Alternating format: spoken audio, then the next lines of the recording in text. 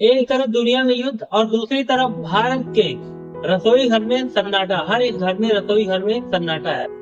ये मेरे पीछे आप लोग जो तस्वीर देख रहे हैं, ये सिर्फ एक तस्वीर नहीं है, ये भारत की हकीकत है, करोड़ों लोगों की हकीकत है। जमीनी स्तर पर नेता प्रधानमंत्री का पैनिक ना हो वटेवर, पर जमीनी स्तर पर सच्चाई यही है जो मैं आपको दिखा रहा हूँ। अब इसका व्यू है कि आपको मानना है या नहीं मानना है। हो सकता है कि सरकार या पार्टी से संबंध रखते हो, पर यहाँ बात आम जनता की है, आम जनता के लोगों की है। तो जमीनी हकीकत जाने, ठीक है। सरकार की लापरवाही का नतीजा इस कदर जनता को भोगना पड़ रहा है कि लाइनों में आ गई आम जनता अपना काम धंधा छोड़कर, कभी नोटबंदी तो कभी सिलेंडर की प्राइसिंग।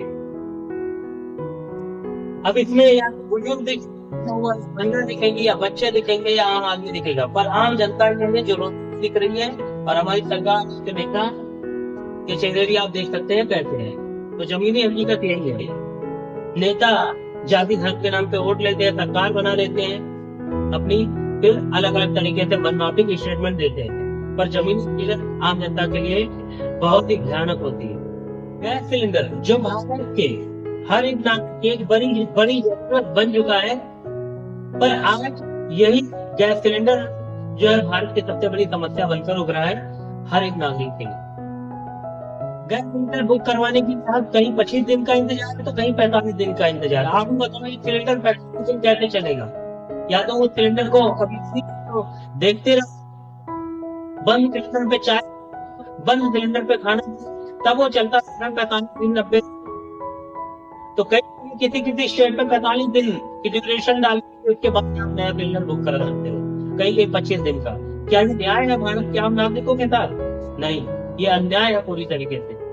भारत में गैस सिलेंडर की सप्लाई में बहुत गिरावट, मार्च में लगभग 17% से 20% की गिरावट अब तक दर्ज की गई है सप्लाई में, सिलेंडर की सप्लाई में। कीमत की तो कीमत 60 रुपए सरकार बढ़ाया गया है।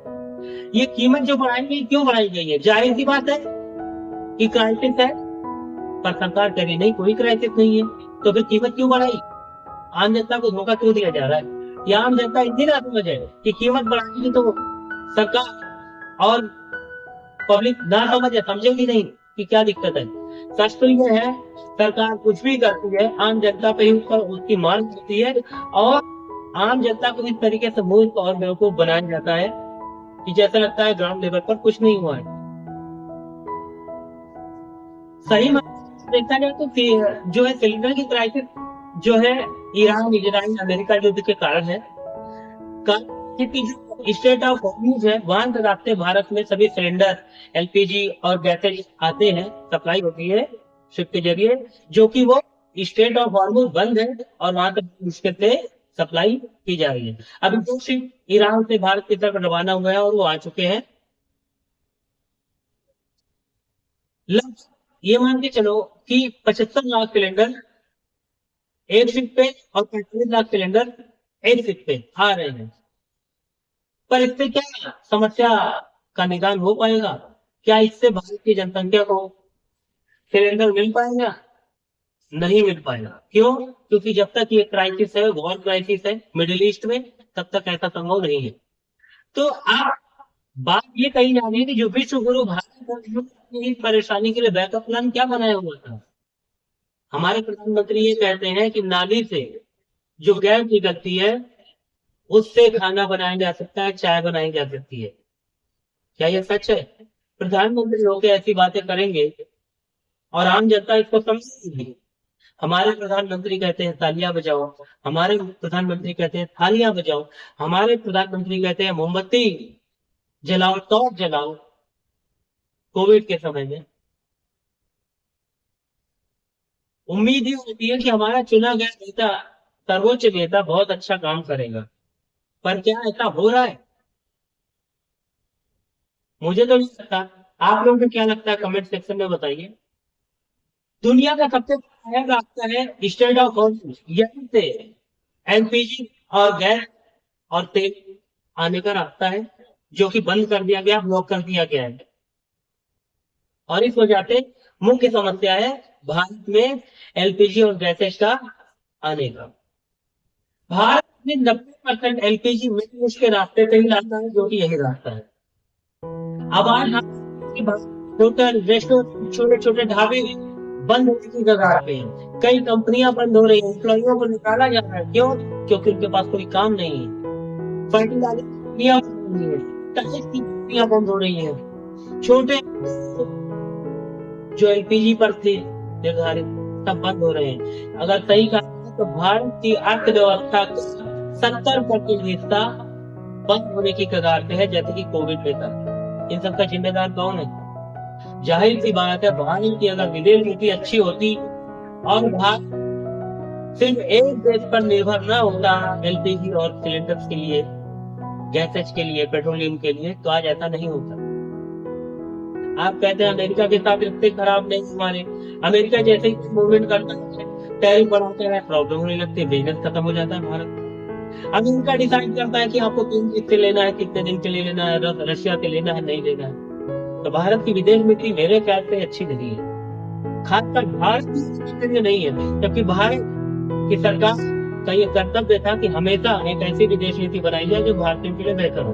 भारत कुछ एक देशों पर निर्भर होता है, जिसकी वजह से कहीं भी कोई क्राइसिस आती है तो भारत और भारत के लोगों पर सबसे बड़ा इम्पैक्ट पड़ता है, जो कि मेरे तस्वीर पर आपको दिख रहा है। तो जाहिर गैस की समस्या नहीं है, ये भारत की पूरी अर्थव्यवस्था पर संकट है। महंगाई दर 4% से ज्यादा बढ़ चुकी है, वस्तुओं और सेवाओं हर चीज में। इन क्राइसिस का बहुत बड़ा इम्पैक्ट पर भारत के लोगों पर सरकार के मंत्री या नेता कहते हैं कुछ है ही नहीं है परेशानी। आम क्या सच में परेशानी नहीं है? मेरे हिसाब से कहीं भी सच्चाई पर हर कोई दोस्त, मेरे दोस्त, मित्र, जितने भी बात है, सब लोग परेशान है, तंग है। चाहे दिल्ली की बात करें, नोएडा की बात करें, उत्तर प्रदेश की बात करें, बाकी लोग जो भी देख रहे हो वीडियो बताओ। खाद की खेती में परेशानी आ जाएगी, फसल उत्पादन में परेशानी आ जाएगी। तेल की कीमतें $100 प्रति बैरल तक पहुंच गई है, यानी तेल की कीमतें महंगी हो गई है। तो जाहिर सी बात, हमें तेल भी महंगा ही मिलेगा। कच्चा देश की आम जनता परेशान है और देश के नेता कहते हैं कि स्थिति नियंत्रण में है, पैनिक ना हुई है। अरे भाई, जिसके घर में गैस सिलेंडर, बच्चों को खाना नहीं मिल रहा है, बच्चे भूखे मर रहे हैं, वो पैनिक होंगे? आप बताइए, होंगे? यानी सरकार हकीकत से कोई लेना देना ही नहीं है। बहुत सोचने वाली, बहुत दुखदायी बात है।